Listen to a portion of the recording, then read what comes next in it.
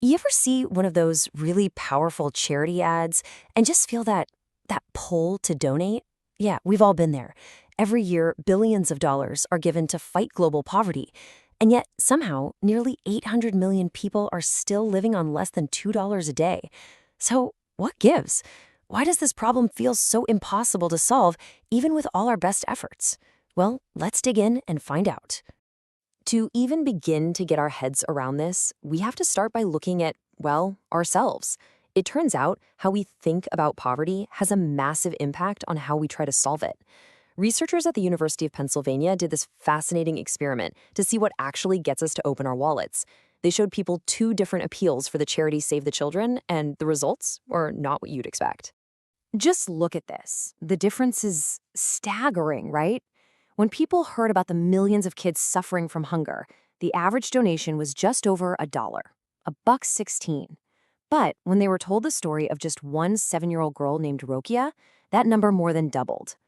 This tells us something absolutely fundamental. Our brains connect with a single personal story way more than they do with an overwhelming statistic. And that experiment really gets to the heart of the problem. When we're faced with the sheer scale of global poverty, all those millions of statistical victims, we shut down. We feel completely overwhelmed, like our little donation is just a drop in a giant stormy ocean. And that feeling of helplessness, well, it pushes us away from small, practical steps and straight into huge, abstract, and honestly paralyzing debates. For decades, this big debate has pretty much been dominated by two intellectual heavyweights. You've got folks like Jeffrey Sachs in one corner, arguing that poor countries are stuck in what he calls a poverty trap. He believes the only way out is a massive, coordinated, big push of foreign aid. Then, in the other corner, you have people like William Easterly, who argue that aid is actually the problem. He says it fuels corruption and that only free markets can really lift people up for good. So what exactly is this poverty trap that they're all arguing about? Well, imagine this. You're so poor that you literally can't afford the things that would make you less poor tomorrow. You can't buy better fertilizer for your farm, which would mean a bigger harvest. You can't afford the nutritious food your kids need to do well in school. You're just trapped. It's a vicious cycle where being poor today means you're almost guaranteed to be poor tomorrow. And these two graphs right here show those two opposing worldviews perfectly. Okay, on the left, that's the S-curve. It shows a world with a poverty trap. See that dip at the bottom? If you start there, you're stuck. You actually get poorer over time unless you get a big push of aid to bump you over that hump. Now, on the right, that's the L-curve, a world without a poverty trap. Here, everybody, even the poorest, is on a slow, steady climb upwards. The billion-dollar question is, which one of these is real? But here's a thought. What if this entire debate, this huge argument about who's right, is just missing the point? What if we're asking the wrong questions? The authors of Poor Economics, Abhijit Banerjee and Esther Duflo, they suggest something pretty radical. They say, instead of arguing about these grand theories, maybe we should act more like detectives. Look for clues on the ground and solve one specific, tangible problem at a time. And for this detective work, they have an incredibly powerful tool. It's called the Randomized Controlled Trial, or RCT. And if that sounds familiar, it should. It's the exact same method doctors use to test new medicines. And it has totally been a game changer.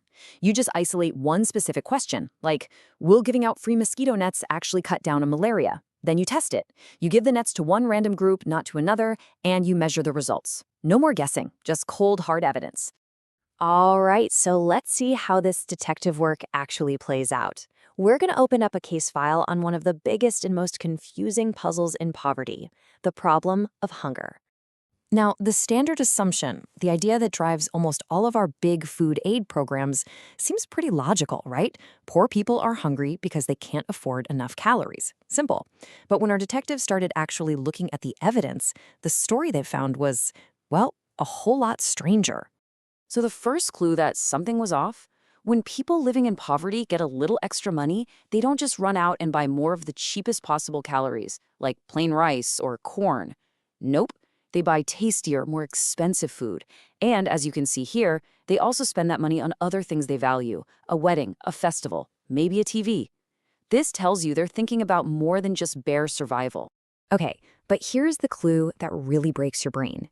In India, over a 25-year period, where incomes went up and the country got a lot richer, the average person, including the very poor, started eating fewer calories.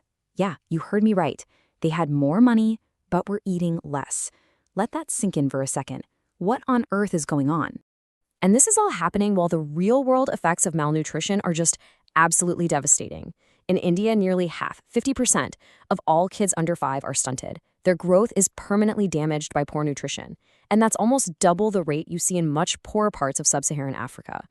So the hunger problem is real, it's terrible, but it's clearly not what we thought it was. And this is it. This is the solution to the hunger puzzle.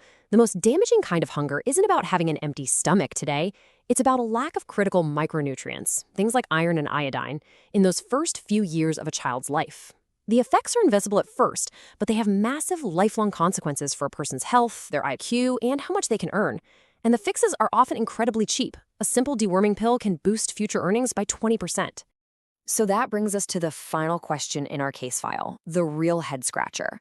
If these simple things are so cheap and have such a huge payoff, why isn't everyone, both the poor and the policymakers, making them a top priority? The verdict from all this detective work is that the biggest roadblocks are often the things we don't see.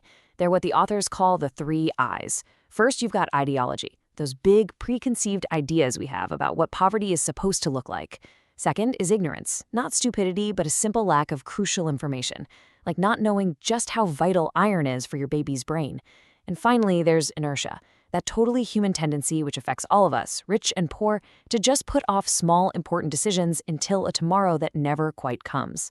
So what's the big takeaway here? The really powerful, hopeful message of poor economics is that poverty isn't some single unbeatable monster. It's just a set of solvable problems. And if we can ditch the grand, abstract debates and instead focus on the hard evidence, on what actually works, one step at a time, we can find those small nudges and smart policies that really do make a world of difference. The question isn't if we can win this fight, but whether we're willing to do the patient, humble detective work to figure out how.